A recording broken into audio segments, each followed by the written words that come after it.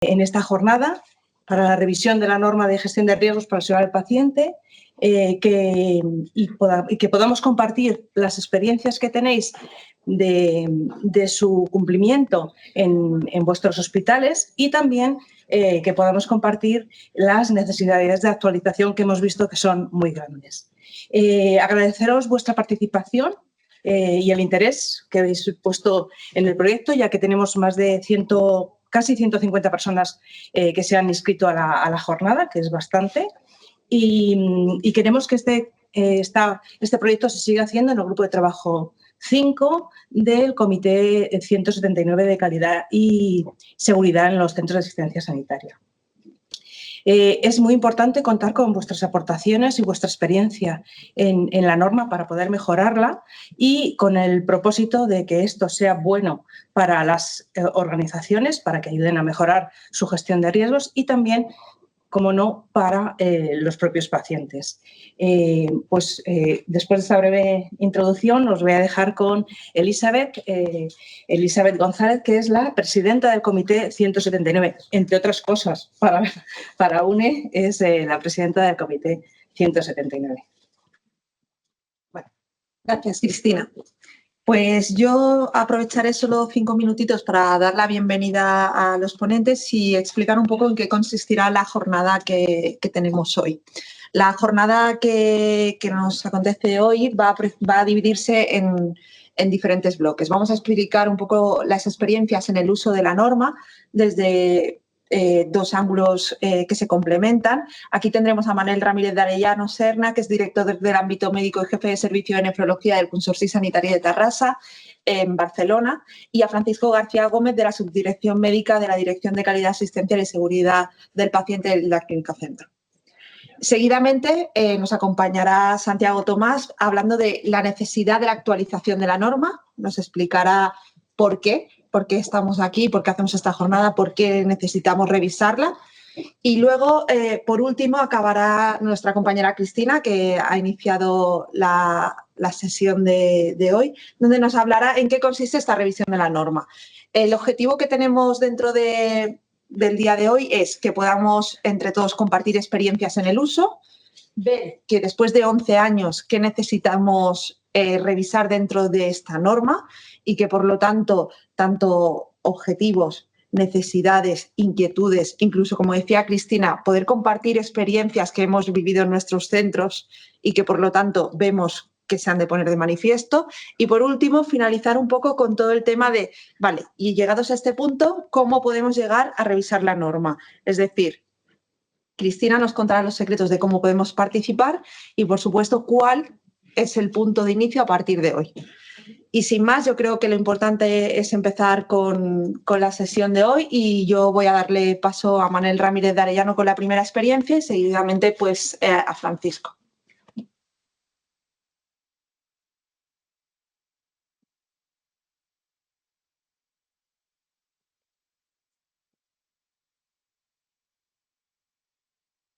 Bien, buenos días. En primer lugar, agradecer a la organización pues, haberme invitado para poder explicar un poquito las experiencias desde nuestro punto de vista. Si me permitís, me gustaría un poco poner en contexto de dónde viene nuestra experiencia, cuál es nuestro hospital, cuál es nuestro servicio, las características. El Consorci Sanitari de Terrassa es lo que llamamos una organización sanitaria integral. Está ubicada en la comarca del Vallès Occidental de Barcelona.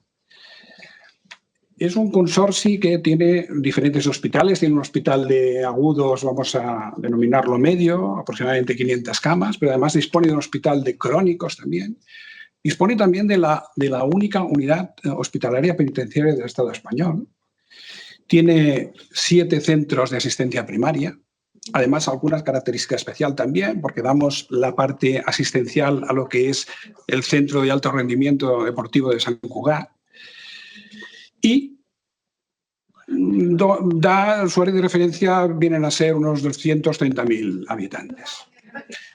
El servicio de nefrología dentro del Consorci Sanitari de Terrassa tiene características especiales también. Se considera un servicio que llamamos territorial, es decir, dentro del Vallès Occidental en la parte que nos corresponde a nosotros, hay dos proveedores, el Consorci Sanitari de Terrassa y Mutua de Terrassa. El servicio de nefrología decimos que es territorial porque da asistencia no solo al área referente del Consorci Sanitari de Terrassa, sino también de Mutua de Terrassa. Con lo cual, nuestra área de referencia es superior, es casi medio millón de habitantes. Esa sería la característica diferencial del Consorci Sanitari de Terrassa. Y además, hay un centro de diálisis ubicado en la propia ciudad de Terrassa que tiene más de 120 pacientes en programa de hemodiálisis. Pues ahora quisiera presentarles lo que es nuestro servicio. El servicio de nefrología, que ya saben que se ocupa de la cura, la atención, diagnóstico y prevención de las enfermedades renales. Su core fundamental es lo que llamamos la unidad de diálisis. La unidad de diálisis abarca lo que es la unidad de hemodiálisis asistida para pacientes ambulatorios que vienen 3 días a la semana. Se dializan habitualmente entre 3 y 4 horas. Pero además también dispone de lo que llamamos la unidad de diálisis domiciliaria. La unidad de diálisis domiciliaria está compuesta por pacientes que hacen diálisis peritoneal, que significa que hacen diálisis ellos en su casa, aplicándose la técnica que nosotros le enseñamos y entrenamos. Y también tenemos una unidad pequeñita de hemodiálisis domiciliaria también. O sea, el paciente es capaz de realizar estos tratamientos pinchándose su acceso vascular, el propio, y con un entrenamiento básico. Nuestra aventura empezó en el año 2011, que es cuando, a finales de la década de los 90, la Sociedad Española de Nefrología empezó a hablarnos de indicadores de calidad clínicos, cosa que a nosotros nos empezó a sorprender, ¿no? Teníamos un software o adquirimos un software que, de alguna forma, estos pacientes tienen que comprender que están muy monitorizados, es decir, tienen características clínicas, pero además les hacemos controles analíticos entre mes y medio y cada 3 meses, porque tienen unos procesos muy sistemáticos, es decir, tienen las complicaciones de la enfermedad renal crónica avanzada, como puede ser la anemia, y la anemia la tratamos ¿cómo? Pues sabiendo controles analíticos, el estado de hemoglobina, el estado de hierro, y nosotros los tratamos con eritropoyetina. Y así diferentes procesos, como puede ser metabolismo óseo mineral, etcétera, etcétera. Es decir, son procesos muy sistematizados, y entonces la Sociedad Española de Nefrología empezaron a hablarnos de indicadores de calidad, como tendríamos que tener el rango de hemoglobinas, el rango de hierro, la cantidad de eritropoyetina administrada, etcétera, etcétera, etcétera. Y allí hubo una directriz ya en esa época, en el 2011, y empezaron a hablar en nuestro centro de la cultura de la calidad. Y ahí es donde empezó nuestra aventura. Ya llevamos 13 años y decidimos implantar un sistema de gestión de calidad, siempre amparados y dirigidos por el Departamento de Calidad en ese momento. Pues bien, esto ha ido progresando, esta aventura, que en un principio tengo que decirles que fue siguiendo una directriz, como he dicho, del hospital. En ese momento yo era el jefe de servicio y decidimos entre el coordinador de hemodiálisis, la coordinadora de enfermería de hemodiálisis y yo mismo, pues implantar un sistema de gestión de calidad. En ese momento no teníamos cultura de calidad, la mayoría del servicio no estaba por la labor, les parecía algo externo, y ahí fue cuando fue poco a poco avanzando y nos fuimos formando y empezamos a ver las ventajas de tener un sistema de calidad. Digo las ventajas porque en un principio todo eran desventajas, todo era papeleo, todo era administrativo, y poco a poco pues fuimos avanzando en este aspecto. Y entonces empezamos a ver las oportunidades que teníamos de tenerlo todo muy ordenado. Cuando nosotros tenemos también una unidad docente para formación de médicos MIR de la especialidad, y cuando vinieron a pasarnos una primera auditoría, pues todo era buscar papeles por todos lados. Y en la segunda auditoría, cuando teníamos implantado el sistema, todo estaba ordenado y era fácil de enseñar. Eso fueron las ventajas que empezamos a ver, ¿no? Y la otra ventaja que vimos es que teníamos que integrarlo todo dentro del sistema. Es decir, si hacíamos una memoria de servicio y la hacíamos aparte y la teníamos aparte, pues vimos que eso no tenía sentido y lo empezamos a integrar todo dentro y ahí es cuando empezamos a ordenar la cosa. Esto fue avanzando, nos fuimos certificando progresivamente y entonces aquí es cuando aparece una de las cosas que empezó a plantearnos cómo diferenciarnos de otras unidades. Certificación de sistemas de calidad en unidades de hemodiálisis, fundamentalmente privadas, había muchas, públicas y había menos. Nosotros en este avance lo que hicimos fue tener la unidad de hemodiálisis certificada y avanzamos durante estos años en ampliar el alcance. Y alcanzamos, entonces pusimos también, integramos la unidad de domiciliarias, de diálisis peritoneal, posteriormente de hemodiálisis domiciliaria y últimamente también la consulta que llamamos de enfermedad renal crónica avanzada, que es donde nosotros informamos a todos los pacientes para que ellos puedan decidir qué modalidad de diálisis se adapta mejor a su tipo de vida. Todo eso lo fuimos abarcando dentro del sistema de gestión y entonces empezamos a ver otras posibilidades que ya incluso por la natura de toda esta experiencia nos preocupaban, que era estos pacientes, pues, dentro de los indicadores de calidad nos hablaban de infecciones del acceso vascular, ¿no? Cuánto se considera que una unidad está bien implementada, dependiendo del número de bacteriemias, por ejemplo, de infecciones relacionadas con el acceso vascular. Y ahí es donde empezamos a ver que teníamos la oportunidad de dar un paso más. Y es cuando entramos dentro de la norma de gestión del riesgo de nuestros pacientes. Y ahí vimos la oportunidad y vimos que esto era mucho mejor visto por el resto del servicio. Entonces empezaron a ver estas ventajas, empezaron a ver que hablábamos de cosas más clínicas ya, y ahí es cuando decidimos dar el paso para certificarnos en esta norma que es la que tratamos hoy. Quisiera también explicarles de forma muy breve, pues, qué ha significado esta experiencia para nosotros desde el punto de vista de la organización, de los profesionales, incluso también de nuestros pacientes, ¿no? Recada la organización, pues ha supuesto un reconocimiento externo de la unidad, es decir, pocas unidades de diálisis tienen implantados sistemas de gestión que abarquen no solo a la unidad de hemodiálisis, sino a la unidad de diálisis peritoneal y hemodiálisis domiciliaria. Pero aún menos tienen implantado un sistema de gestión del riesgo de pacientes, ¿no? Y esto, evidentemente, pues, es una diferenciación a otros servicios. La parte negativa vendría por el presupuesto que significa hacer estas certificaciones. Tendríamos ya que hablar con gerencia, con el Departamento Económico Financiero. Y la necesidad de soporte de otros servicios. Evidentemente ya no llevamos nosotros, sino que llevamos acompañados.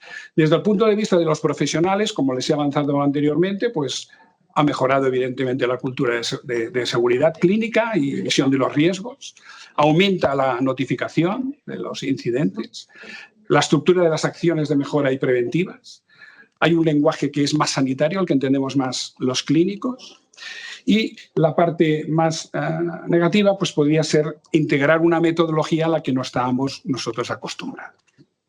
Nos hablaban del ANFE, nos explicaban el ANFE, después el CAME, todo esto hemos ido progresando, pero lo hemos vivido esta última fase mucho mejor por las características que les he comentado previamente. Y de cara a nuestros pacientes, pues también ha habido una mejora en la información. Los pacientes también han participado porque dentro de los grupos focales que nos enseñaban para ir diseñando los planes, los pacientes también los hemos tenido en cuenta en ese aspecto y ha habido una planificación estructurada de los riesgos identificables. Es decir, que en resumen, nuestra experiencia creo que ha sido una evolución desde el punto de vista de implantar un sistema de gestión de calidad y que de forma evolutiva hemos visto las ventajas desde el punto de vista sobre todo clínico de implantar también un sistema de riesgo para la seguridad de nuestros pacientes. Pues espero que haya podido contribuir un poquito con nuestra experiencia desde un hospital público y desde un servicio concreto. Y sin más, finalizo mi exposición. Gracias, Manel. Si les parece, le damos paso a Francisco, vale. Y luego al final, pues cuando acabemos todas las sesiones hacemos una ronda de preguntas y por supuesto estará abierto a todos los que estáis en el otro lado de la pantalla para que podáis participar. Por aquí. Sí, gracias. Abajo. Vale. Bueno, buenos días a todos, a los que están aquí presentes y a los que están en remoto, que son muchos. En primer lugar, me gustaría dar las gracias al comité organizador y especialmente a Elizabeth por invitarme a participar en esta jornada. Yo vengo de la Clínica Centro, que es un hospital privado aquí de la Comunidad de Madrid.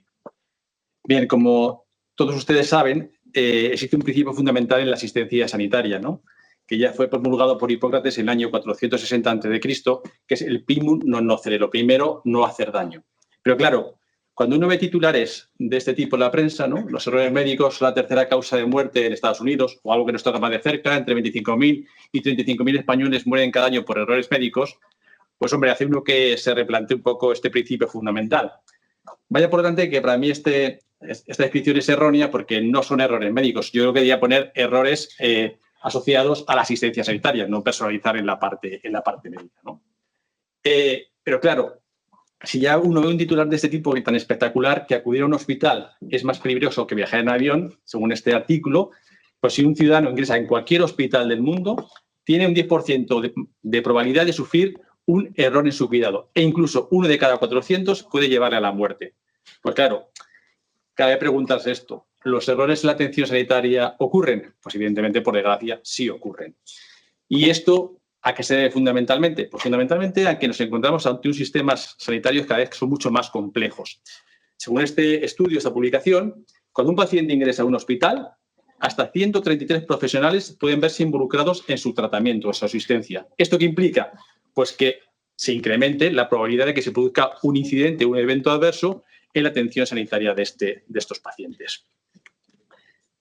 Y esto ya se estudió, se ha analizado aquí a nivel de España con diferentes iniciativas, ¿no?, como fue el Estudio Nacional de Eventos Adversos ligados a hospitalización, el estudio ENEAS en 2005, el de atención primaria, el APEAS, el EARCAS, que hace referencia a residencias y centros sociosanitarios, o el de cuidados críticos, el SIREC. Y todos ellos llegan a la misma conclusión, es decir, que independientemente del nivel asistencial que hablemos, en todos se producen incidentes. Y eventos adversos graves en mayor nivel a nivel hospitalario, con un 16%. Son datos del año 2014. Pero ¿qué es lo que más me llama la atención, lo más importante de este estudio? La evitabilidad. Fíjese qué porcentajes de estos eventos adversos podían haber sido evitables. Y aquí es donde juega un papel fundamental la norma 179.003 de gestión y análisis de riesgos, porque evidentemente esto nos permite que esto sea evitable. Esto también se hizo un pequeño estudio a nivel de la sanidad privada, de la que yo vengo, y al final el estudio viene a decir lo mismo, ¿no?, que existe una frecuencia de 2,1% de que se produzcan eventos adversos en la atención sanitaria. La consecuencia de todos estos datos, de todos estos estudios, fue, bueno, lógicamente las autoridades elaboraron estrategias de seguridad del paciente, aquí les muestro, la del Sistema Nacional de Salud en el periodo 2015-2020, o ya a nivel mundial, pues las propuestas, las estrategias que nos da la Organización Mundial de la Salud, que evidentemente, como saben, existe un Día Mundial de la Seguridad del Paciente, que es el 17 de septiembre. Esto también se ha extrapolado, lógicamente, a las comunidades autónomas. Todas ellas han desarrollado planes estratégicos de seguridad del paciente. Yo me voy a centrar en concreto en la Comunidad de Madrid, que es a la que pertenece mi hospital, porque en enero de 2021 la Comunidad de Madrid aprobó este decreto. En este decreto lo que establecen son los requisitos para mejorar la seguridad del paciente en centros y servicios sociosanitarios de la Comunidad de Madrid. Decir que únicamente la Comunidad de Madrid y el País Vasco, con Osakidetza, son las dos únicas comunidades en las que se ha aprobado una ley, una legislación específica en seguridad del paciente. ¿Y qué dice este decreto? Bueno, pues el objeto es la implantación de medidas para mejorar la seguridad de los pacientes. Su ámbito de aplicación, centros y servicios sanitarios públicos o privados, con régimen de internamiento y que cuente con una plantilla superior a 90 profesionales.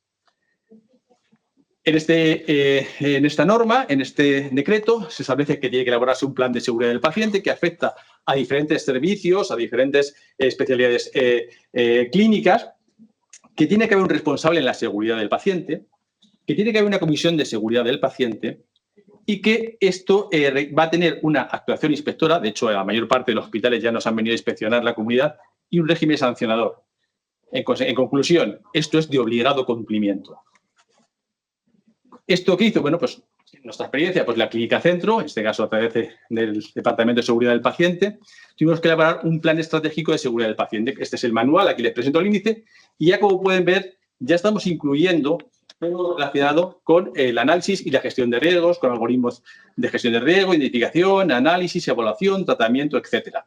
Tuvimos que desarrollar un gestor de incidencias, este es nuestro gestor de incidencias, que se encuentra en todos los ordenadores del hospital.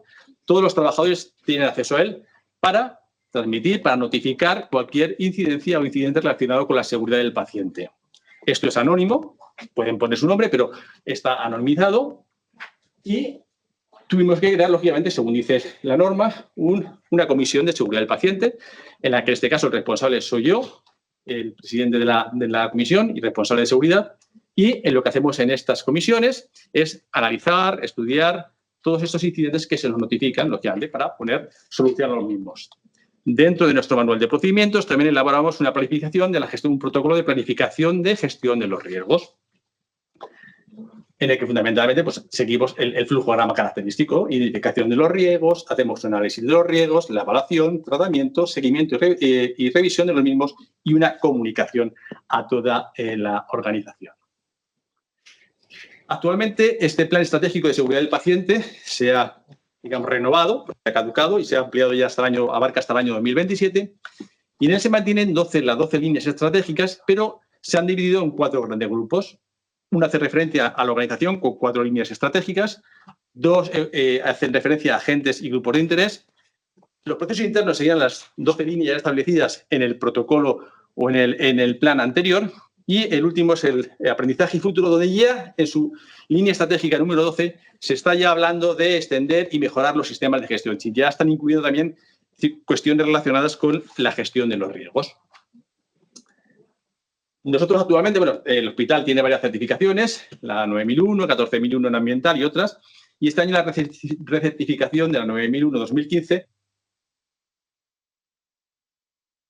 15224, porque ya se especifica de servicios sanitarios. En ella ya existe un apartado, que es el A.4, donde ya se habla de metodología basada en valoración de riesgo y gestión de sistemática de este riesgo clínico. Es decir, como pueden ver, desde muchos ámbitos normativos ya se está incluyendo todo lo relacionado con el análisis y la gestión de riesgo. Pero evidentemente, si existe, digamos, una norma que es exclusiva, específica, certificable y que trata ampliamente la gestión de los riesgos, es la 1779003, que es la que nos trae aquí a esta jornada. Simplemente como conclusión y desde el punto de vista de nuestra experiencia, creemos que los elementos estratégicos en la seguridad del paciente son, primero, el liderazgo, es decir, es fundamental que la alta dirección esté implicada en todos estos temas. En nuestro caso fue relativamente fácil porque yo pertenezco a la alta dirección, soy su director médico y, lógicamente, pues esto va dentro de nuestro ADN. En segundo lugar, una cultura de seguridad. Es fundamental que todo esto abarque a toda la organización, es decir, que esté implicada toda la organización en los temas relativos a seguridad de paciente. Claramente, hacer un análisis y prevención de los eventos adversos, que aquí es donde entraría la UNE 179.003. En el tema de la cultura de seguridad, pues siempre el conflicto lo encontramos en el estamento médico. Bueno, pues lógicamente estos temas al estamento médico un poco, pues no les pide un poco de... Entonces, es importante insistir. Nosotros, pues lógicamente, aparte de lo que he puesto del gestor de incidencia, bueno, pues tenemos implantado el checklist quirúrgico, la medicación segura, la identificación inequívoca del paciente, control de la transferencia. Todo eso lo hemos ido implantando con dificultades porque siempre en la organización, bueno, pues estas cosas chocan y piensan que sí estás entreteniendo y dificultando la actividad asistencial, pero bueno, insistiendo al final se consigue. Claramente hay que hacer una comunicación eficaz con todos los profesionales sanitarios y, por supuesto, la formación continua. Hay que dar una formación continua y permanente en temas de seguridad del paciente, gestión de riesgos, porque al final el beneficio es tanto para la propia organización como para los pacientes, ¿no? Los pacientes, lógicamente, se ven más seguros, más satisfechos, con una mejor experiencia en cuanto a su proceso asistencial. Y como para finalizar simplemente, pues es evidente que la seguridad es una cuestión de todos, ¿no? Tiene que estar implicados todos, la organización, los profesionales y los pacientes. Muchas gracias.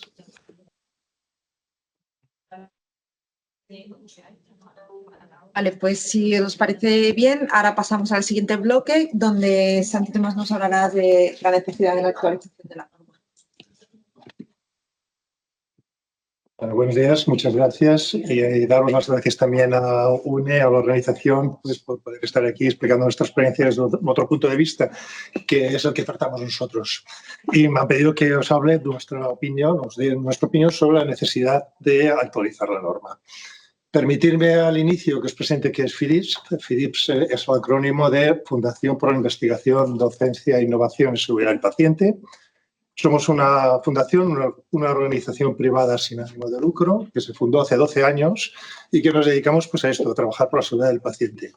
Nuestro equipo directivo está constituido por personas que vienen de la asistencia, por personas que vienen de la gestión, incluso algunas personas que vienen ya también de la administración, del mundo de los siniestros y del derecho sanitario. Es decir, englobamos un equipo con diferentes puntos de vista y además tenemos una red de colaboradores por España que facilitan que nuestras líneas de trabajo, que son las que veis en la parte superior de la diapositiva, pues podamos expandirlas y podamos hacerlas llegar a los profesionales, a las organizaciones interesadas en mejorar la seguridad del paciente y promocionar la cultura de la seguridad, ¿no? Nuestra relación con la norma UNE 179.003 está en dos ámbitos. Por un lado, en el tema de la formación, que habéis visto que es una de las líneas que hacemos, y en el tema del asesoramiento. Nosotros no somos consultores, no somos consultoría, pero sí asesoramos, acompañamos a la gente a que puedan desarrollar, en este caso, sus planes de gestión. En el caso de formación, ya hace bastantes años y estamos dando actividades diversas, tanto presenciales como online, tema de seguridad del paciente, y una de ellas, como podéis ver en la diapositiva, es cursos específicos sobre la norma UNE 179.003. Estos cursos, que los hemos hecho presenciales, con el COVID nos vimos con la necesidad en positivo de hacerlos online y en estos momentos, como podéis ver, pues tenemos un número de alumnos que han hecho esta formación online y que en estos momentos, en estas fechas, hay una formación activa que se está realizando y que demuestra un interés tanto para las organizaciones como por los profesionales, sobre todo del ámbito de la calidad, por conocer con más profundidad esta norma.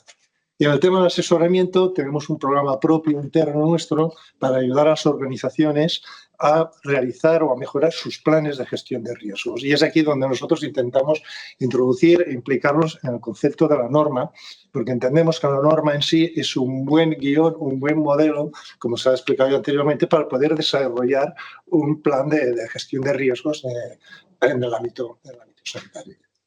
Este asesoramiento, este acompañamiento que hacemos nosotros pues va a varios niveles, ¿no? Desde el asesoramiento a los equipos directivos, como también a la formación de los profesionales, a la ayuda en el diseño de los modelos de gestión de riesgos e incluso a ayudarles a hacer alguna auditoría interna para ver dónde están, ¿no?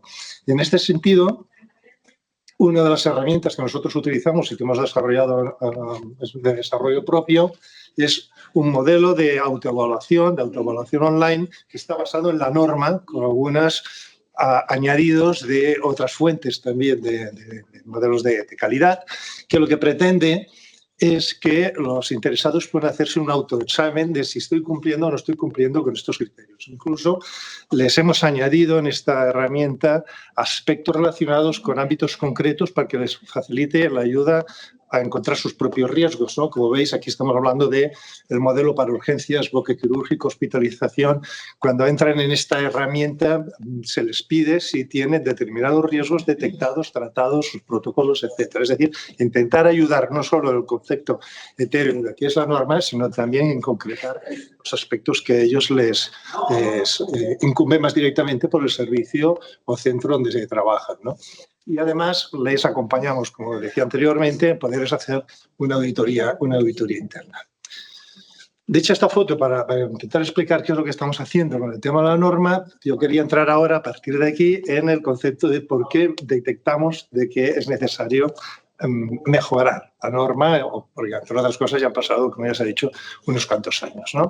La norma, como ya sabéis, tiene unos objetivos que básicamente es ayudar a las organizaciones a ser capaces de detectar los riesgos, de prevenir los incidentes y eventos adversos, sobre todo de una manera proactiva antes de que aparezca al paciente, si es posible, pero poner barreras suficientes para que no ocurran y mejorar los resultados, es decir, mejorar tanto la efectividad en el ámbito asistencial como la eficiencia desde el punto de vista de temas económicos, ¿no? Y sobre todo, nada, si conseguimos estos buenos resultados, pues mejorar la confianza de la población hacia el sistema sanitario, o en este caso hacia los centros que se van acreditando, porque están intentando demostrar, porque están intentando demostrar que trabajan en pro de obtener unos mejores resultados en la prevención de riesgos.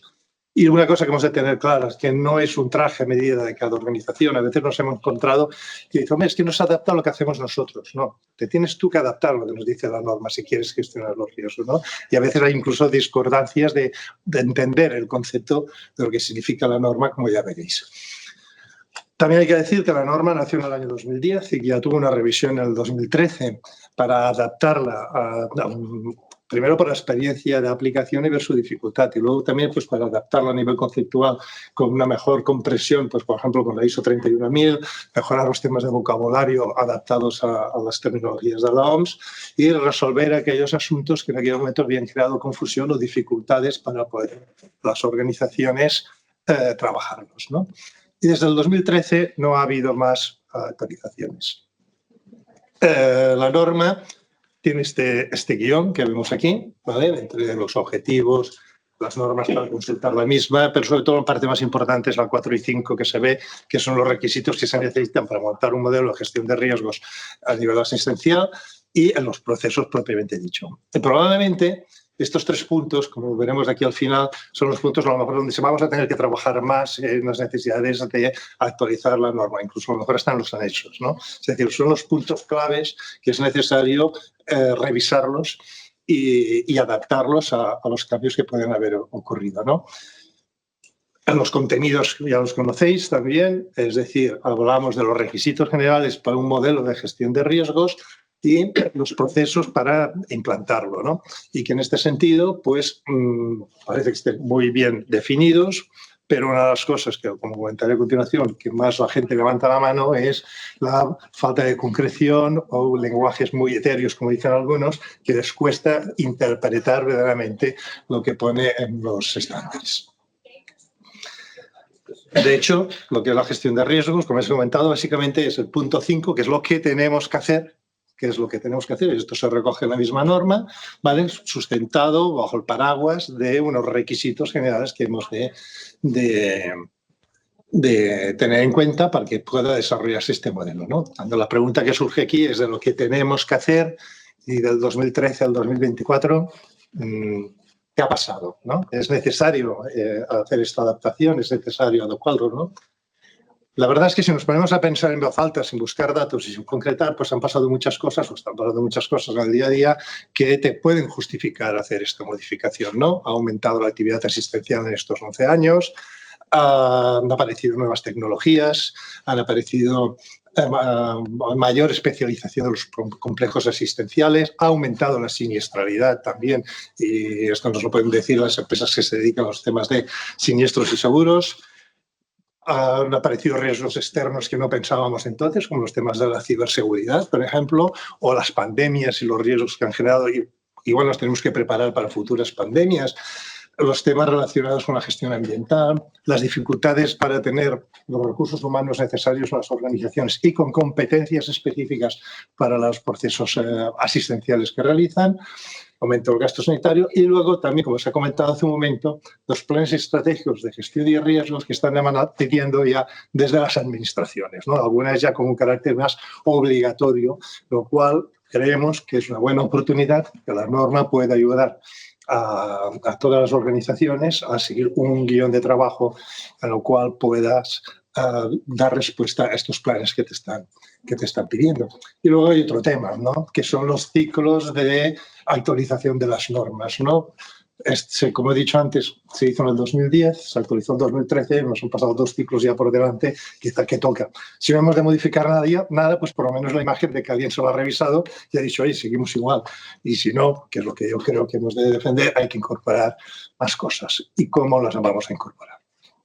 Y aquí nosotros pues nos hemos atrevido a hacer en las últimas semanas un pequeño sondeo a todos aquellos profesionales que han realizado formación con nosotros o las organizaciones que hemos ido a asesorar, les pedimos que nos dieran su opinión, ¿no? Y yo digo más que un pequeño sondeo, porque de toda la gente que le enviamos, pues estos son datos obtenidos de 50 respuestas, que bueno, no deja de ser un número interesante para ver un poco cómo va la opinión, ¿no? Y fijaros que, viendo por partes, una de las cosas que ya no se nos van diciendo y que lo hemos detectado más de una ocasión cuando hemos ido a hacer asesoramientos, es que les cuesta a la gente entender la norma, ¿no? Hemos de entender también que la mayoría de los que lo están aplicando vienen del ámbito asistencial, no tanto del ámbito de la calidad. Incluso a los de calidad ya nos cuesta a veces entender estas normas, pues trasladémoslo a un lenguaje más de trincheras, con todos los respetos, que aún te cuesta más, porque no es tu lenguaje habitual, ¿no? Incluso hay un 14% que utilizo, ya lo he dicho antes, utiliza esta palabra etérea, ¿no? Hay una falta de concreción. Y queremos concretar más las cosas porque no acabamos de entenderlas, ¿no?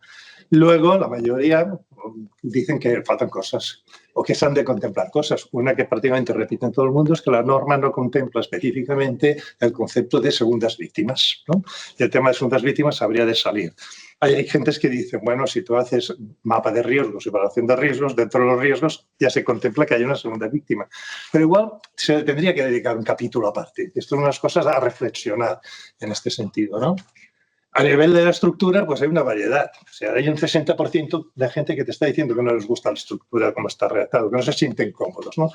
Hay unos porque vienen del mundo de las ISO 9001-2015 y están acostumbrados y cuando ven esto dicen, es que me gusta más la 9001. Otros que vienen del mundo de las FQMs y de la Joint Commission dicen, que me estoy acostumbrado a la FQM y esto no me acaba de encajar. Y otros que dicen, a mí ya me está bien. Entonces, esto es un tema también de reflexión. ¿Cuál es la mejor estructura para la cual la norma sea más comprensible por la gente y les facilite la aplicación? En cuanto a los contenidos, sorprendentemente, también en positivo, te están pidiendo que defina la norma y cuáles son los indicadores obligatorios en su un mínimo obligatorio. No de aquello de que usted mida los indicadores que usted considere, porque claro, puede haber una organización que tenga un cuadro de mando con 100 indicadores y otro con 10 y a efectos de valoración pues puede ser lo mismo, puede ser interpretado subjetivamente que es lo mismo.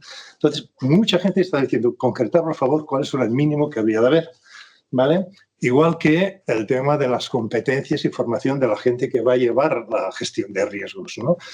Muchos vienen o venimos del ámbito asistencial, hay gente que han podido hacer sus cursos o sus formaciones en temas de calidad y seguridad, otros empiezan a hacerlos, pues ya tienen una responsabilidad ahí y ves que incluso algunos comentarios que te dicen es que los responsables de calidad de mi centro no conocen muy bien cómo funcionan las normas. Por lo tanto, aquí hay que ver también si esto es un campo que se tendría que incluir o no, como son las competencias, ¿no? Y a gente que pide ejemplos. Quizá en los ejemplos, no sé si han de entrar en la norma o los han hecho, pero que piden ayuda para poder interpretar los contenidos.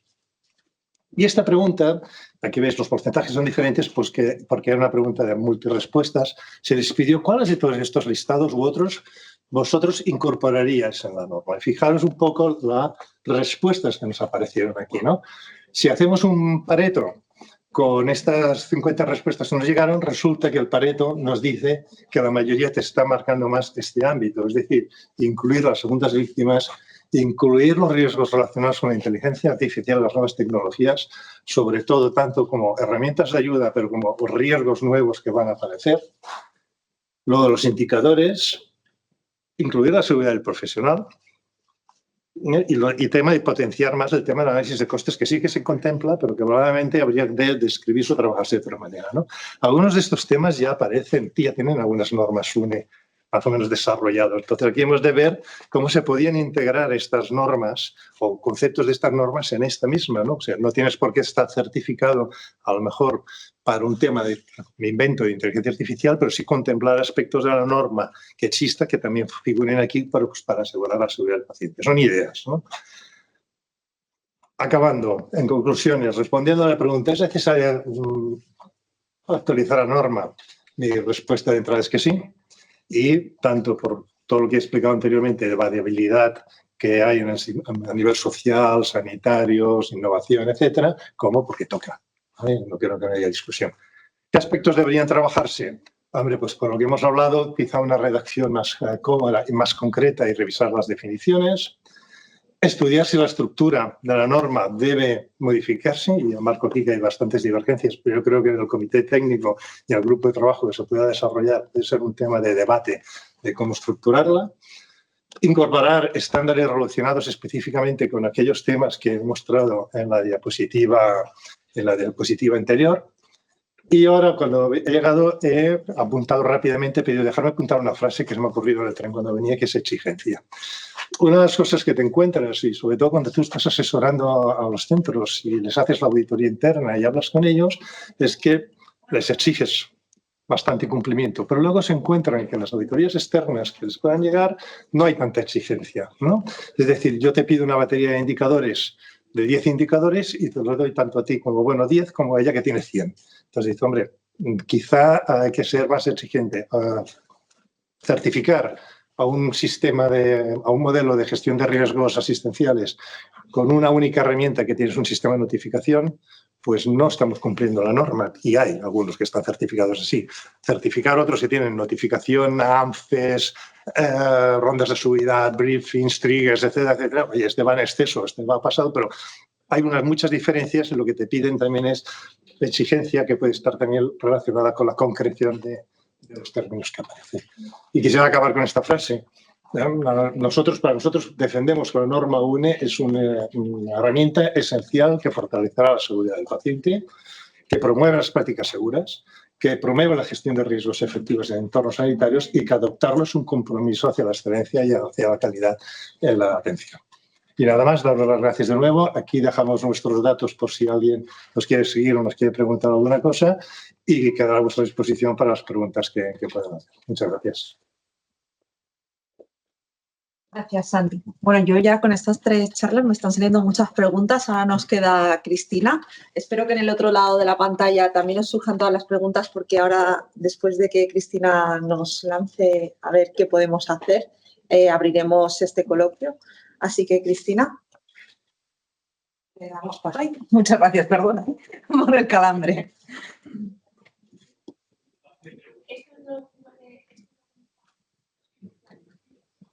Vale, ahora vamos a ver en qué consiste la revisión de la norma, porque estábamos comentando, Santiago ha dicho que es necesario, es una norma que está bastante, por así decirlo, vieja, las normas se revisan cada 5 años y es necesario darle un aire nuevo e incluir temas que, como la inteligencia artificial, la pandemia, la ciberseguridad, se han venido viendo actualmente que antes, en el 2013, no existía. No sé si lo estoy... Vale. ¿Qué etapas tendremos que seguir para poder hacer la revisión de la norma? Tenemos que tener la aprobación del comité, que ya la tenemos. Tenemos que tener que informar al grupo de trabajo que elaboró el documento para que, si quiere y lo considera oportuno, también participe en esta revisión. Tenemos que actualizar el grupo de trabajo, el grupo de trabajo 5, que es el que hizo la norma, porque igual que hemos tenido evoluciones en temas novedosos, tenemos que incorporar a esos profesionales que nos indiquen cuáles son los riesgos que estos nuevos temas vamos a tener que tratar. Luego tendremos que poner en marcha el grupo de trabajo y finalmente, cuando después de un tiempo hayamos llegado a un consenso, tendremos que publicar la norma con la aprobación del comité. Yo no sé dónde estoy dando, pero os he visto que todos lo hacéis muy bien. No sé, ¿al medio estoy? Mira, sí, vale. Dale con mi función.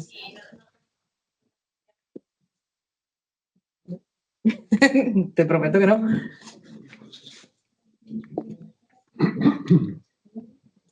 Vamos para atrás, para adelante, para adelante. Sí, o sea que aprietas muy fuerte, vale. Vale. El grupo de trabajo 5 está constituido actualmente, pero claro, con personas que estaban en el 2013 y está constituido, intentamos que en todos los grupos de trabajo estén todas las partes interesadas.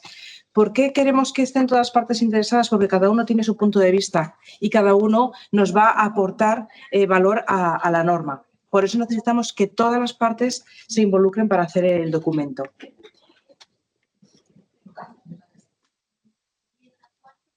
¿Qué es lo que necesitamos? Pues necesitamos, para que el grupo de trabajo 5 vuelva a trabajar, una viabilidad técnica, o sea, tener personas con conocimiento y una viabilidad económica, como hemos tenido ya desde en otros grupos de trabajo. Una vez que termine esta sesión, lo que haremos es trasladaros este formulario, que es el formulario de vocalías, por si estáis interesados en participar después de que terminemos la sesión y que os comentemos cómo funcionamos, cómo funciona UNE y la necesidad que yo creo que se ha visto de modificarlo. Os propondremos os enviaremos el formulario para las personas, entidades que estéis interesadas, lo podáis rellenar, con el propósito de este grupo de trabajo 5 actualizarle para que se ponga en marcha para empezar a hacer la norma. Cuando hablamos de sostenibilidad económica, UNE es una entidad sin ánimo de lucro. Nosotros no queremos lucrarnos haciendo normas. Lo único que vamos a hacer es que el comité sea sostenible. Solo se repercuten los costes directos. Los indirectos de la organización, como la sala esta y eso, no se repercuten. El comité 179 ya está autofinanciando sus grupos a partir del grupo 12 y tenemos actualmente 17 grupos. Porque poco a poco, igual que han hecho nuestros homólogos DIN, BSI o AFNOR, estamos viendo que es necesario la sostenibilidad y por eso es necesario tener una sostenibilidad económica. ¿Cómo podemos hacer sostenible el grupo de trabajo? El grupo de trabajo se puede hacer sostenible por convenios con la Administración, por modelo de patrocinio o por reparto de cuotas. En nuestro caso, no tenemos para este área, no tenemos convenio con la Administración, por tanto no podemos tirar de ese convenio y tampoco tenemos un patrocinio como sí que ha pasado en grupos de trabajo como el de trasplante hepático u otros grupos que sí que han tenido un patrocinio y han podido empezar sin necesidad de aporte de cuotas. Entonces, en este grupo de trabajo tendríamos que ir por el reparto de cuotas. Indicaros que las cuotas no son unas cuotas excesivas que os hagan que no participéis en normalización. Para esto, según el reglamento de los comités técnicos que aplica a todos los comités técnicos de normalización de UNE, que tenemos unos 300 comités de todas las índoles, indica que en el apartado 3.5 nosotros, como secretaría de este grupo, tendremos que elaborar un presupuesto, os lo tendremos que pasar para que lo aprobéis y además tenemos que hacer tendremos que establecer un régimen de financiación que tendréis que aprobar el grupo de trabajo y también se tendrá que aprobar por la Junta Directiva de UNE. Hay excepciones, hay entidades que como estamos interesados en que participen, tenemos exentos, como es la Administración Pública, representantes de consumidores y usuarios, los representantes de UNED y aquellos que vosotros decidáis que es necesario participar o que ellos participen para que nos informen, a lo mejor puntualmente, en una reunión o como lo consideréis oportuno. Que estén exentos no quiere decir que si ellos lo consideran apropiado hagan la aportación correspondiente a la cuota. Eso quería dejarlo claro. Y luego UNE asumirá la cuota de sus propios miembros corporativos adheridos a institución y a los adheridos empresa los hará un descuento. Si ya conseguimos tener una viabilidad técnica, tenemos personas de todas las partes que consideramos que son adecuadas que formen el grupo de trabajo y tenemos una viabilidad económica al grupo de trabajo, le tenemos que poner en marcha. Entonces, una vez que tenemos el grupo de trabajo en marcha, haremos lo que realmente es la revisión de la norma. Empezaremos con la norma del 2013 que tenemos publicada y lo que os haremos es pedir a las partes, a los que forméis parte del grupo de trabajo, pedir aportaciones. ¿Cómo cambiamos? ¿Cómo no cambiamos? ¿En qué hay que cambiar? ¿Qué aportaciones tenemos que tener? Y con estas aportaciones lo que haremos es ir reuniéndonos como lo estiméis oportuno, mensualmente, cada 2 meses, cada 3 meses. Eso, las personas que constituyen el comité son los que, o el grupo de trabajo en este caso, sois los que vais a regir la planificación, y lo que haremos es irnos reuniendo posiblemente 1 año y medio, 2 años, porque hay muchos temas que son muy novedosos y nos va a llevar bastante debate, porque las normas se hacen por consenso y se aprueban entre todos los que constituyen el órgano técnico. Y una vez que lleguemos a un consenso dentro de todas las entidades que constituyáis el grupo de trabajo, lo que haremos es pasar información pública. Previamente habremos dicho a nuestros homólogos europeos que estamos empezando a revisar la norma, a DIN, a AFNOR, a BSI, a todos los europeos, organismos europeos como nosotros. Y luego, cuando ya tenemos un consenso, aprueba el grupo de trabajo la norma, o sea, los que constituyáis el grupo de trabajo, se lo pasamos al plenario, al comité, al 179, para que ellos lo aprueben. Y sí que en esta etapa sí que nos gusta, y en la etapa también del grupo de trabajo, nos gusta que entidades que no hayan, o sea, personas que no hayan estado trabajando dentro de vuestras entidades, le paséis el documento con el propósito de que ese documento sea mejor entendible, que decías antes, Santiago, para que alguien que no ha estado en el trabajo de la elaboración pueda decir, pues esto no lo entiendo, esto hay que modificarlo, esto hay que aclararlo, es necesario un nuevo término. Pues eso se pasa, y una vez que ya tenemos la aprobación del grupo de trabajo, la aprobación del plenario, lo que hacemos es pasar la información pública. Se publica en el BOE que este documento está en información pública, y a través de nuestra página web cualquier persona de cualquier sitio del mundo puede entrar y consultar el documento por partes y hacernos comentarios. Esto es una gran diferencia que hay con otras especificaciones que a lo mejor hacen sectoriales las distintas empresas o las distintas asociaciones. Y estos comentarios que recibamos los tenemos que estudiar internamente. El grupo de trabajo tendrá que estudiarlos y darles su debido tratamiento, o incluirlos en el texto, o rechazarlos y dando una justificación. Y eso es lo que tenemos que hacer. Una vez que llegamos a ese consenso, ya hemos revisado los documentos, llegaremos a una aprobación. Aprobamos el grupo de trabajo, aprueba el plenario y publicaremos. La norma tendrá la misma codificación, lo único que variará será el año de publicación. Y entonces contaremos con una nueva norma tratando todos los temas que el grupo de trabajo haya especificado que es necesario modificar o incluir. Y con esto es todo por mi parte.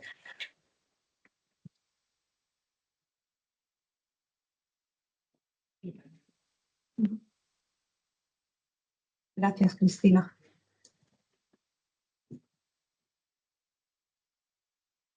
Vale, pues tanto los que estáis aquí presencial como las personas que estáis conectadas, vamos a empezar un ratito una parte de preguntas. Yo tengo alguna, pero a ver si os animáis y me ayudáis a empezar. No sé muy bien cómo puedo ver yo las del otro lado, directamente abriendo el micro. Ellos directamente te pueden hablar. Vale. Ellos, cada persona que tenga una pregunta, que abra el micro y te... Vale. Y la haga. O si hay muchas preguntas, lo que podemos hacer es levantar manos. Pero de momento vamos desde a aquí en la pantalla, ¿verdad? Vale. No tienes que hacer nada, ellos ya hablan. Vale, perfecto.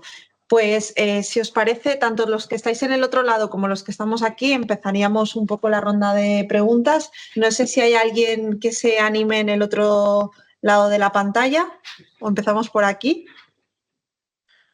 Hola, yo tengo una Hola. duda. Soy Arturo Martínez. Arturo, si os parece, nos presentamos con nombre y apellidos y dónde estamos ubicados o a qué entidad pertenecemos. Perfecto, Arturo Martínez, Genesis Care España. Somos un grupo de servicios oncológicos privados en todo el país. Yo soy el director de calidad y es súper interesante, la actualización es indispensable. Tengo una duda. Recientemente yo recibí la formación como auditor líder de la norma 7101, que es que va enfocado a esto, a gestión de la calidad en la atención sanitaria.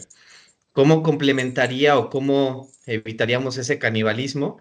Para mí es claro porque la parte de seguridad del paciente viene muy débil en esta norma 7101, pero bueno, si se ha considerado esta alineación de esta otra norma, sobre todo en España, que no se ha implementado. Todos los temas que surjan con respecto a normas, a lo mejor alineación, a la 9001, incluir temas a lo mejor de la 14000 de medio ambiente o esta de la 7101, se pueden hacer, los podéis comentar, y es el grupo el que tiene potestad para acordar si alineamos o no alineamos. O sea, quien participa en la elaboración del documento es el que puede decir, oye, es necesario, y si el resto de vocales lo estima así oportuno, podemos alinearla con una, con otra, o no alinearla con nadie. Es por consenso, lo que vosotros acordéis. Genial, muchas gracias. A ti, Arturo. ¿Seguimos? ¿Alguna pregunta más por el otro lado? ¿Alguna pregunta en la sala? Vale, Gerardo, Ángel. A ver si consigo ver todos los mensajes. Vale, ahora ya. Creo que sí o creo que no. Ángel tenía la mano levantada. Ángel. Hola, hola, ¿se me oye? Hola, soy Ángel Salas, de la Fundación para el Control de Calidad de Laboratorios Clínicos. Yo lo que sí quizás he hecho un poco en falta en todo lo que se ha presentado es incidir un poquito más en todo el tema que ahora se está metiendo en las normas, el tema de sostenibilidad y de cambio climático. Creo que es un tema como para introducir lo que he visto que, por ejemplo, no aparecía en la encuesta que ha presentado Santiago.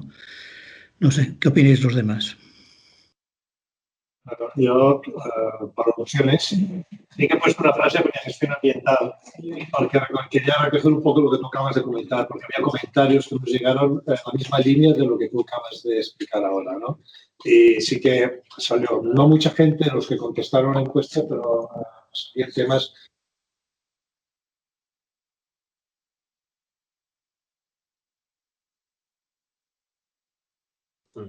¿No se oye?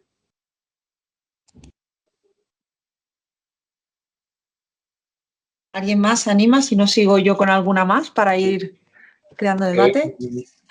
Con respecto, sí, soy Félix Alcázar, jefe de Servicio de Calidad y Seguridad del Paciente del Servicio de Salud de Castilla-La Mancha. Con respecto a la presentación que se ha realizado de los posibles cambios en la norma, hay algo que me ha chocado, que es el tema de la seguridad de los profesionales. Estamos hablando de una norma de gestión de riesgos para el paciente. Entiendo que haya que hablar del tema de las segundas víctimas. Me parece muy importante en los temas de seguridad, pero no veo tan claro que hablemos de la seguridad de los profesionales en este tema. Estoy totalmente de acuerdo contigo, Félix, porque también nos llamó la atención el tema de las respuestas a la base. Cuesta mejor levantarse, porque si no dice fuera. Perdonad, pero se os oye mal. De comunicar, que nos hemos de levantar. Te comentaba que estoy de acuerdo contigo porque la respuesta que nos llegó de seguridad profesional nos llamó la atención. Y ampliando un poco el tipo de respuesta, la gente lo relacionaba más en la seguridad del paciente, que afectó también a los profesionales, sobre todo con la pandemia COVID, ¿no? Que por culpa de actuaciones la gente se contagiaba más. La verdad es que una cosa es la seguridad del paciente, evidentemente, y otra cosa es la del profesional. Yo lo único que he trasladado aquí han sido opiniones, pero en esta probablemente estoy también de acuerdo contigo que es un tema que si ha de salir, ha de ser por alguna cosa muy concreta relacionada directamente con la seguridad del paciente. Yo, por alusiones, indicar que este grupo de trabajo, este comité, no tiene la responsabilidad de la gestión de riesgos, que hay un comité ya específico que lo hace para los profesionales. Entonces, nosotros podemos hacer referencia, si queréis, en nuestra norma a normas que estén publicadas en el otro, pero no tenemos capacidad para hacer determinadas áreas porque tenemos nuestro campo de actividad es el que tenemos y no podemos ampliar. Sí, es lo que comentaba también con otras respuestas de cómo integrar aspectos que ya están recogidos en otras normas, como que hay que estudiar cómo se pueden integrar, que se contemple algunas. Sí, se pueden hacer referencias a normas, incluso apartados de normas. Debe usted cumplir el apartado tal o debe usted cumplir la norma, la 14.001 para gestión de riesgos, o debe usted hacer la gestión de medioambiental, o debe usted, si quiere ser empresa responsable, pues a lo mejor tiene que usted cumplir esta otra norma o cada una de las normas. Eso sí que lo podemos hacer, pero no indica requisitos específicos con respecto a ellas, porque el comité no puede. Totalmente de acuerdo con Cristina, me parece que lleva razón, Cristina. Yo creo que el tema de seguridad del paciente, lógicamente, está en la norma, pero los problemas de seguridad del paciente provocan unos daños colaterales, en este caso, al profesional sanitario, a la institución. Entonces, yo creo que también deben ser gestionados. Es decir, una cosa que está repercutiendo en el paciente y directamente repercute en otras partes. Pero eso estaría dentro de lo que estamos hablando de las segundas víctimas, que yo creo que sí, es una cosa a incluir. Y las segundas y terceras víctimas, pero una cosa es esto, de hablar de que cuando se ha producido un evento adverso, se ha producido un daño, hay no solamente hay la persona que desgraciadamente ha recibido ese daño, sino que hay otras personas que también lo han recibido y que también hay que gestionar esto. Pero eso no significa que hablemos de lo que es la seguridad de los profesionales, que como decíamos está en otras normas y que se puede hacer referencia, pero no incluir aspectos de este tema en la norma. Eso es lo que yo pienso. No estoy tanto de acuerdo que esté incluida las segundas víctimas, porque si entendemos la definición de segundas víctimas es más el trastorno psicológico, traumático o profesional que te comporta el haberte visto implicado tú en un evento adverso que has generado tú. A eso me refiero. De seguridad profesional entendemos más el daño que tú has recibido. Es decir, si yo, por ejemplo, me contagio... Como bien nos ponen en los comentarios, la parte de salud laboral... Exacto, es un tema más de seguridad laboral y que quizá es un, como bien decías, Cristina, pues que hay que tocar al margen. Eso sí que estamos de acuerdo, pero no todos están incluidos dentro del concepto. Se suma Marta Serrano, que nos indica que hay una norma específica que es la 45.001. Si os parece, a seguir, he visto que hay manos levantadas. Creo que María Belén eras una de ellas, Paloma. Si os parece, os voy dando paso. María Belén Suárez. María Belén. Vale, pues Paloma García. Perdón, es que tardé en activar el audio, disculparme. Soy Belén Suárez, de referente de seguridad en el Principado de Asturias, y un poco en la línea que se hablaba bueno, y me entiendo que no vamos a ocuparnos de la seguridad de los profesionales, pero llegué un poco tarde a la presentación. Lo que no sé si contempla o si en esa revisión que FIDIS hizo se contempla la gestión de riesgos en ámbitos algo menos sanitarios, más sociales, como son las residencias de personas mayores, donde la asistencia también sanitaria, bueno, genera daños. Esa era mi pregunta. Muchas gracias. Yo creo que se hace una gestión de riesgos, ¿no? Que tienes que ir los riesgos con residencia. Y entonces, a partir de aquí, a nivel asistencial. Sí, lo que pasa que añado una cuña, porque a lo mejor es una de las cosas que planteábamos del cambio de nombre. Cuando hablamos de residencias, no hablamos de centros sanitarios. Sí. Esto es otro tema, porque en España la denominación de residencias, centros sociosanitarios, centros de crónicos, centros intermedios, varía en cada comunidad autónoma. Entonces, aquí sí que hemos de especificar bien de qué tipo de centros. Tú sabes bien, porque estamos en la misma comunidad, que en Cataluña ahora les están llamando centros intermedios a lo que antes eran sociosanitarios, y se presta asistencia sanitaria. Otra cosa es la residencia social, en la cual tienes a unas personas que viven allí, pero no se les está prestando un servicio sanitario allí. Entonces, todo aquel ámbito de este sector que comporte asistencia sanitaria, pues podría contemplarse con la norma. Si ampliamos el campo, tendríamos que contar con el Comité 158, que es el que lleva residencias de personas mayores y personas con discapacidad. Entonces, tendríamos que también llamarles a nuestra mesa. Nosotros hemos ido a asesorar a centros relacionados con temas sociosanitarios, también con salud mental, el cual tiene algunos incluso pacientes ingresados durante años allí, y que hay una parte de, digamos, vivienda, porque viven allí, desgraciadamente, también hay una parte asistencial, ¿no? Entonces, les cuesta separar, es una de las cosas que sí que en la norma se debería revisar, porque yo creo que pueden ser susceptibles de poder ser certificados, pero habría que separar qué es exactamente lo que se quiere certificar, ¿no? La parte asistencial de la otra parte más social, ¿no? Y ahí es lo que crea confusión. Tienen partes conexas, quiero decirte, lógicamente, en las residencias uno de los líneas estratégicas es la prevención de las caídas, ¿no? O la conciliación de la medicación. Es decir, que hay ítems que están muy relacionados con seguridad del paciente. Desde ciertos aspectos, lógicamente, también tienen que tener seguridad en esos aspectos que coinciden con la atención hospitalaria y demás, ¿no? Entonces, deben estar incluidos. Claro, es lo que yo quería decir, que si tiene muchos... No, perdón. Iba a decir que tiene muchos más temas todavía integrados en seguridad del paciente o de la persona que vive en estos centros, infecciones relacionadas con la atención que se les presta, úlceras por presión, polimedicación que ya comentasteis. Bueno, son muchísimos. La verdad es que es abrir un melón muy amplio, pero creo que bueno, que es importante tenerlo en cuenta. Si me permites, un último comentario sobre esta pregunta. Yo creo que se ha de contemplar porque la sociedad española va aumentando la supervivencia de la población y estos centros cada vez tendrán más protagonismo. Por tanto, es una cosa que pensando en el futuro se habría de estudiar bien con detalle. Paloma García. Buenos días.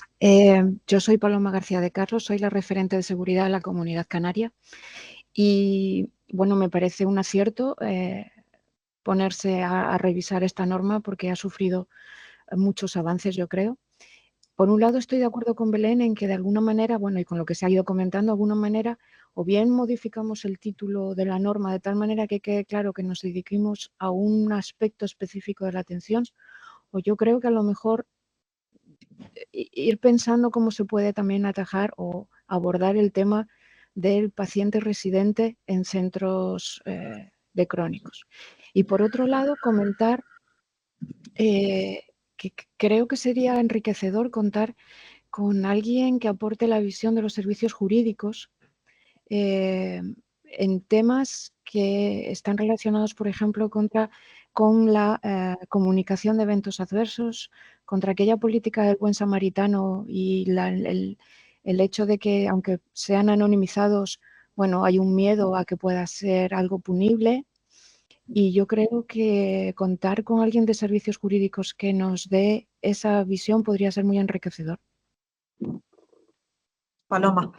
Bueno, yo creo, además sumo a lo que comentaba, el tema de ya no solo la persona que notifica con que no sea punitivo, sino también las personas que trabajamos en este análisis de notificaciones y que muchas veces nos vemos implicados en realizar estos informes.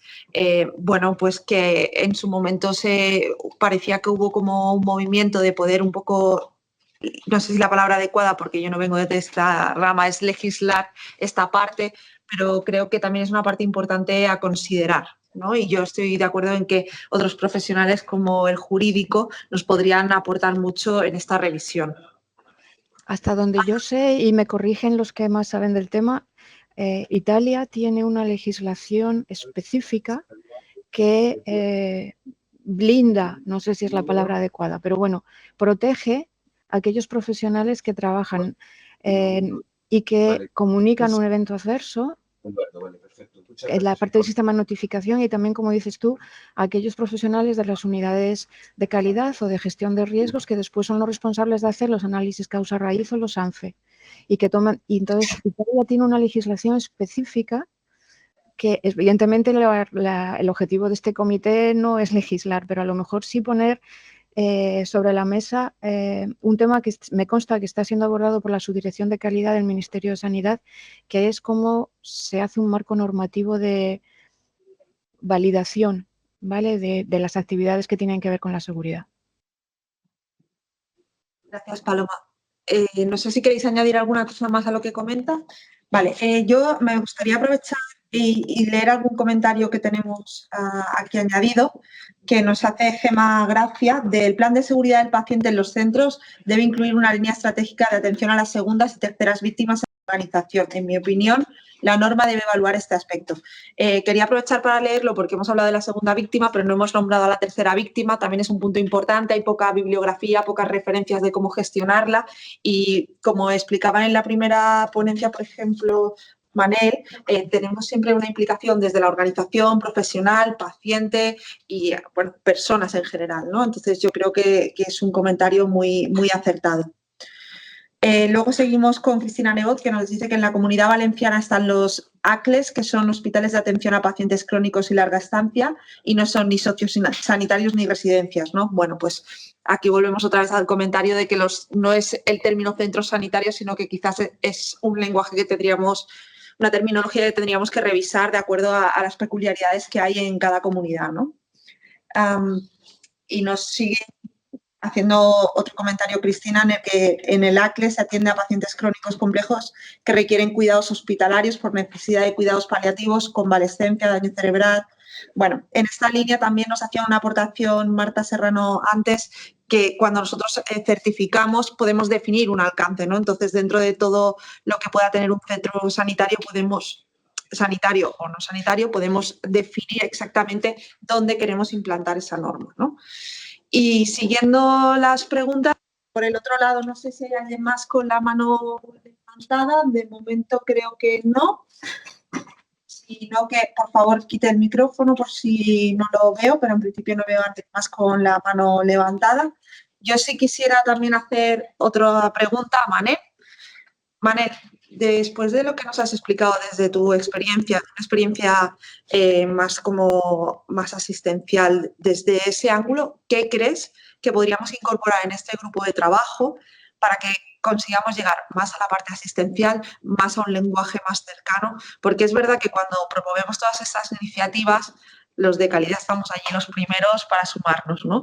Pero es importante que también todos los profesionales que están, como había dicho Santi, en las trincheras, con todo el respeto del mundo, se pongan en la misma línea, ¿no? Estemos todos unidos. ¿Qué crees que podríamos hacer? ¿Qué nos recomendarías? ¿Qué se te ocurre? Probablemente incidir en aquellos centros donde la cultura de calidad está ya más desarrollada y promover lo que es la seguridad del paciente, que yo creo que independientemente de normas, de todo lo que nos estáis explicando desde el punto de vista técnico, yo creo que los clínicos estamos asumiendo ya como una faceta de nuestra acción médica. Yo creo que es la manera, y luego la metodología pues pueden ser las encuestas, el feedback que nos ha propuesto, por ejemplo, Santiago. Y unido a toda esta parte, a mí me faltaba también un componente que es los pacientes. Yo creo que la norma actualmente los deja bastante fuera. En cambio, nosotros sabemos que los pacientes, empoderar a esos pacientes en su propia seguridad, empieza a ser punto clave. ¿Qué creéis que podemos hacer en esta línea? La norma contempla aspectos relacionados con la información de los eventos adversos que le dan a los pacientes, pero no se involucra mucho en la norma, o sea que tú tienes que contemplarlo, te lo deja así abierto, ¿no? De los aspectos etéreos pero creo que aquí sería muy interesante contar con la participación de los pacientes en el comité. La propia notificación. No, yo iba a decir también en el comité, el grupo de trabajo, contar con las opciones de pacientes, ¿no? Y luego fíjate que en la encuesta que yo os he presentado, los profesionales, desgraciadamente, no pensamos mucho en los pacientes, porque han empezado las segundas víctimas, lo de la seguridad del profesional, que ha creado una polémica, los indicadores, pero nadie ha votado aquello de decir, y participación de los pacientes, ¿no? Que creo que es un chip que debemos de trabajar más, desgraciadamente, ¿no? Sigo con los comentarios donde... En compensaciones, o sea, en cómo se gestionan las compensaciones, ¿no?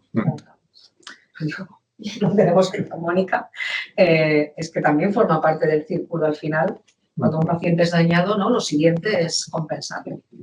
O incluso, hablando de indicadores, ¿no? Me permitís que hable por hablar, ¿no? También, pero a veces te encuentras a fatal y dices, sí, usted tiene un indicador de eventos adversos tantos, ¿no? Y graves o centinelas. ¿Cuántas veces ha informado usted al paciente?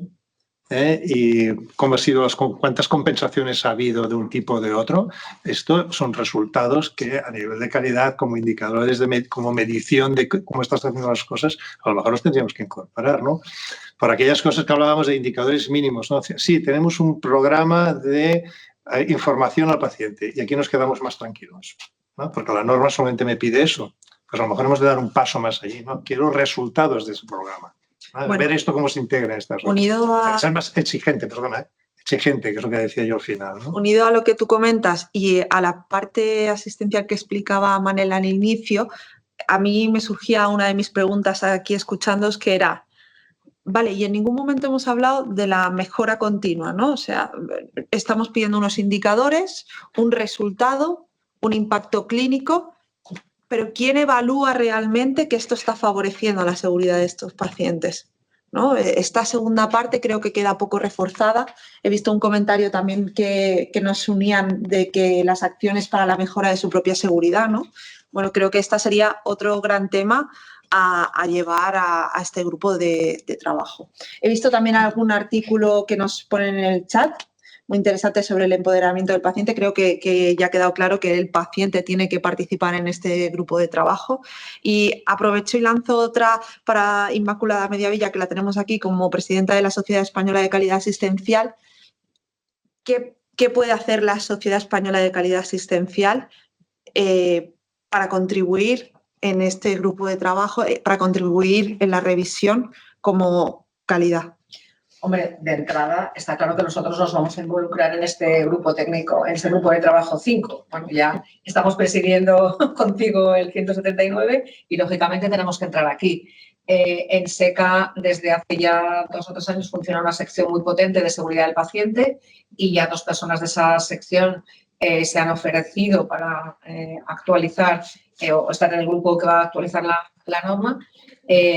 Y eso por un lado. Y por otro lado, creo que desde SECA lo que tenemos que hacer es difundir, promover, hacer que la norma se implante, que los centros se certifiquen.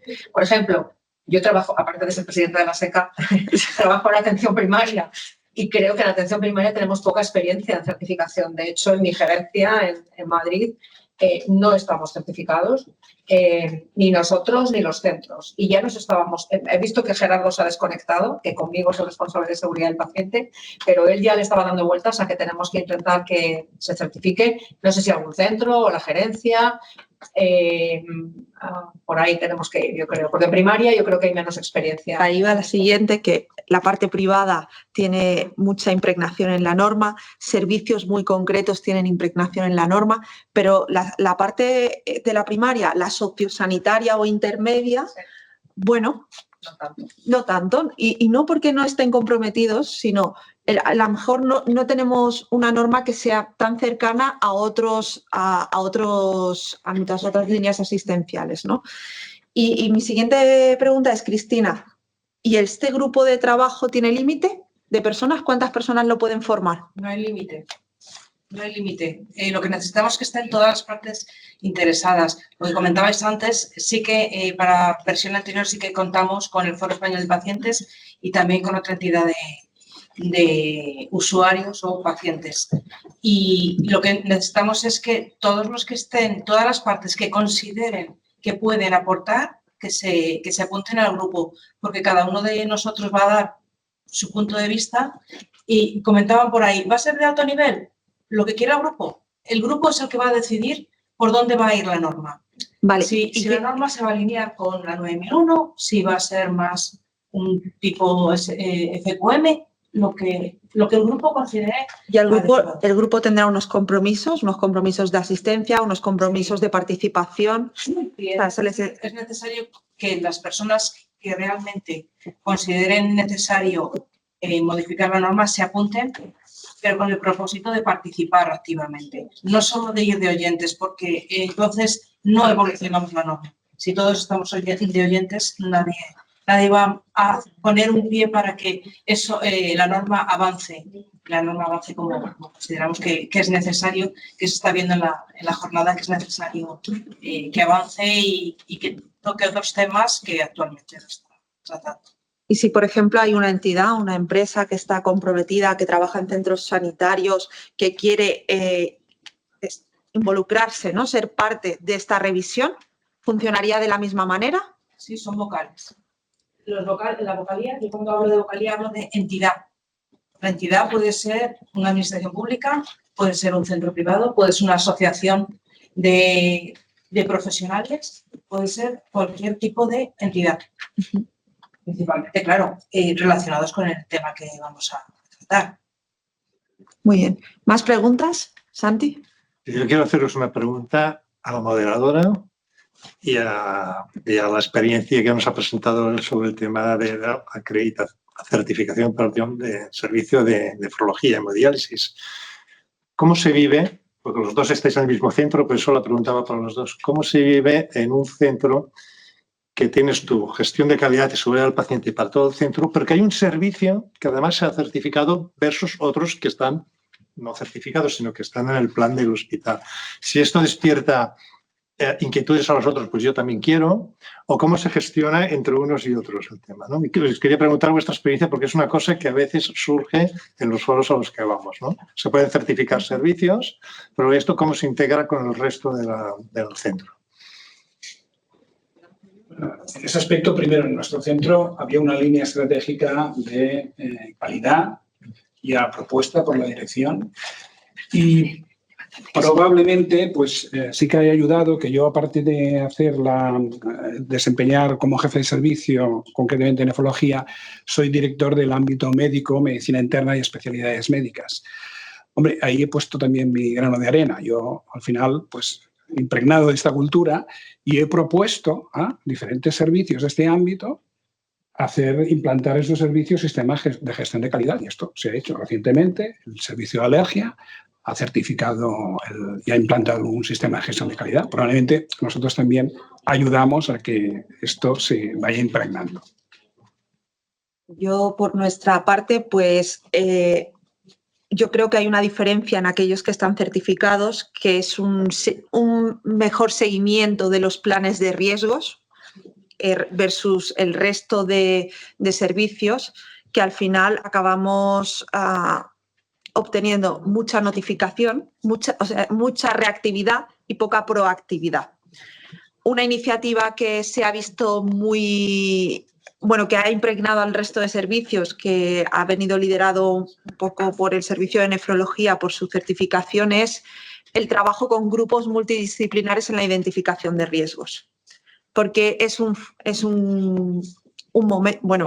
sesión donde diferentes perfiles profesionales se juntan y pueden intercambiar su visión respecto a los riesgos en los diferentes procesos. Entonces, este intercambio multidisciplinar es muy bueno porque permite que un perfil profesional entienda al otro o que compartan aspectos que no conocen entre ellos y que se creen acciones comunes.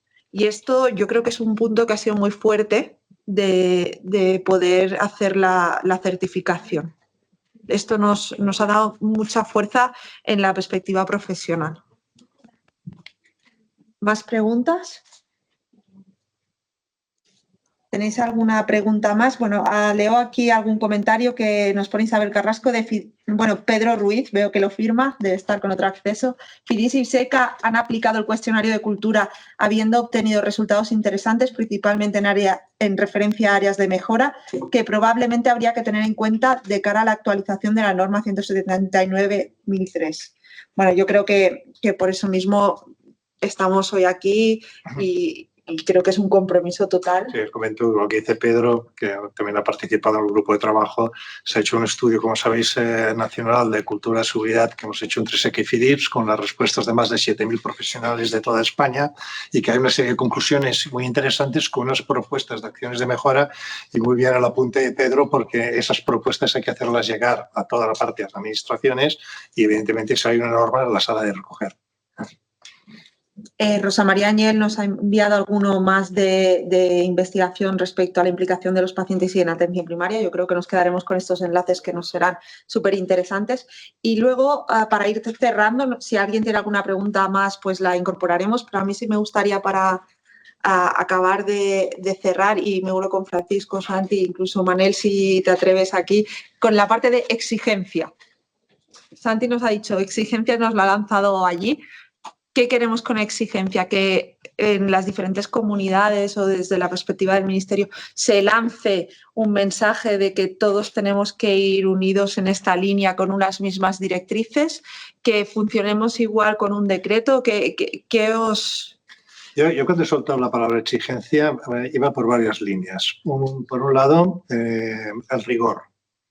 El rigor, es decir, que lo que se especifica en la norma se cumpla para certificarte. Bueno, entonces, hay un comentario que uno a esto, que no lo había leído, que nos indicaban que los profesionales que fueran a auditar fueran profesionales sanitarios, que conociesen el mundo a la hora de...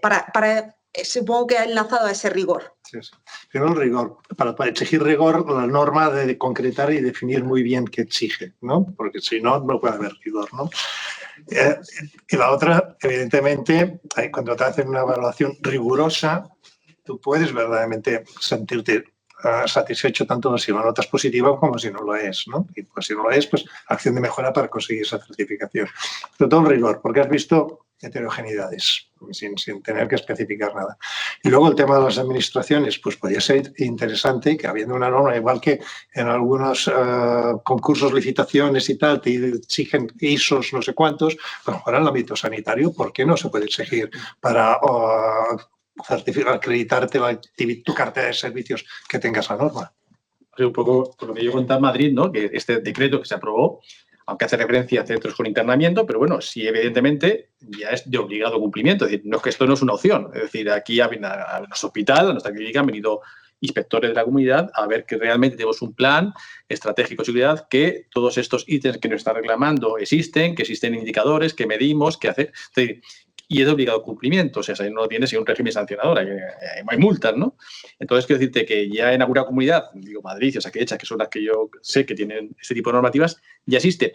No es específico para toda la actividad sanitaria, hace referencia a centros con internamiento, pero bueno, que ya es un primer paso, que no es a través de una norma tal, que a lo mejor se podría hacer, pero que ya está dando pasos en ese sentido donde el valor que se está dando y fundamentalmente la formación. Yo creo que la formación y la cultura de seguridad dentro de es fundamental, o sea, el estar ahí, porque una cosa es que un profesional, como Manel en este caso, esté implicado en un servicio tal y apueste por esto, pero en nuestro caso es toda la organización. Nosotros tenemos certificada todo el hospital en ISO 9001, en 14000, y es complicado, pero yo creo que hay que ir a por ello, es decir, porque no me vale ser muy seguro en el departamento de nefrología y ser, me explico, ¿no? Entonces yo creo que sí que tiene que abarcar a toda la organización y intentar llevarlo. Es costoso, es difícil, porque es, lógicamente, bueno, pues el ámbito sanitario es muy complicado en muchos aspectos, pero yo creo que con tesón, con formación, con ayuda se puede llegar a conseguir, o por lo menos a mejorar.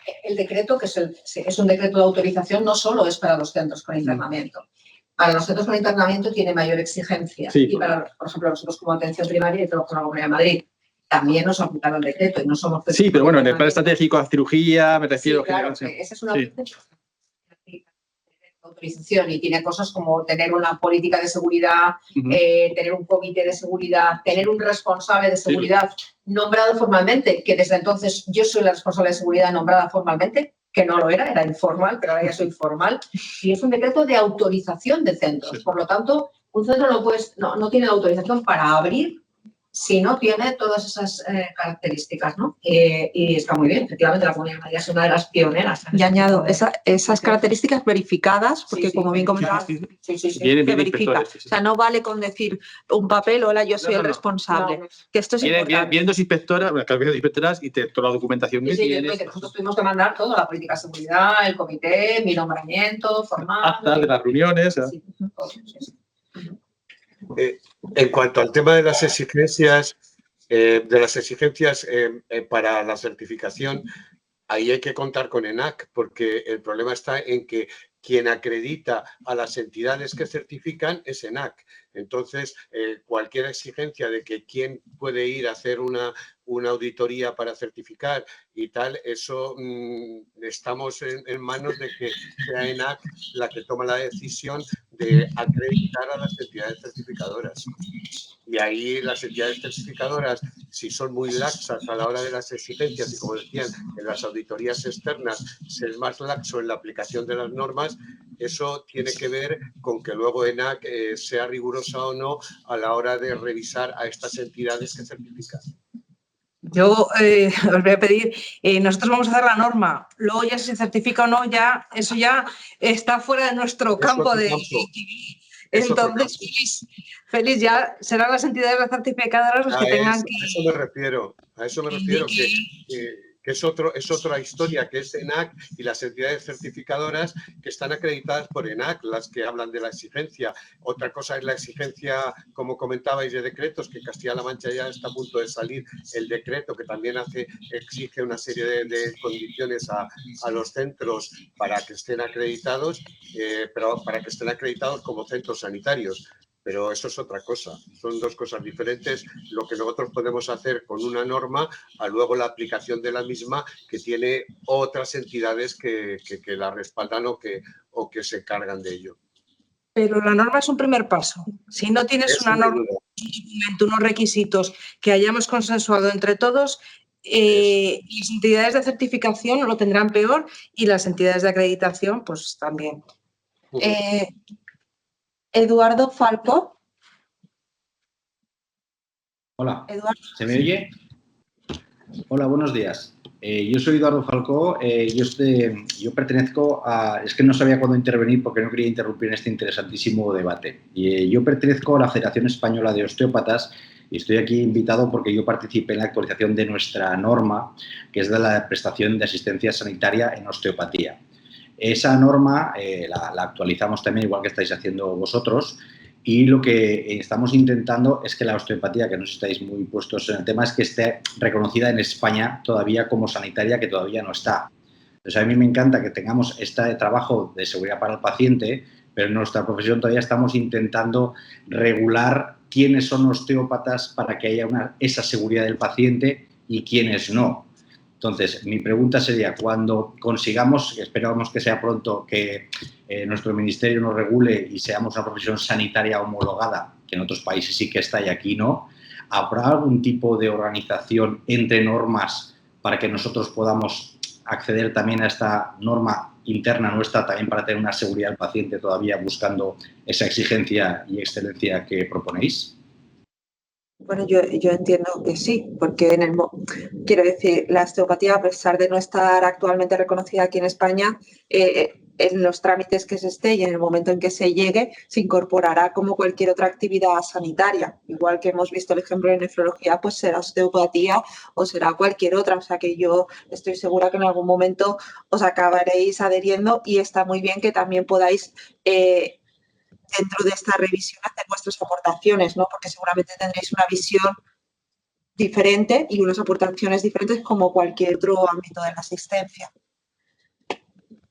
Muchas gracias. Aquí tenemos una pregunta, Carolina. ¿No?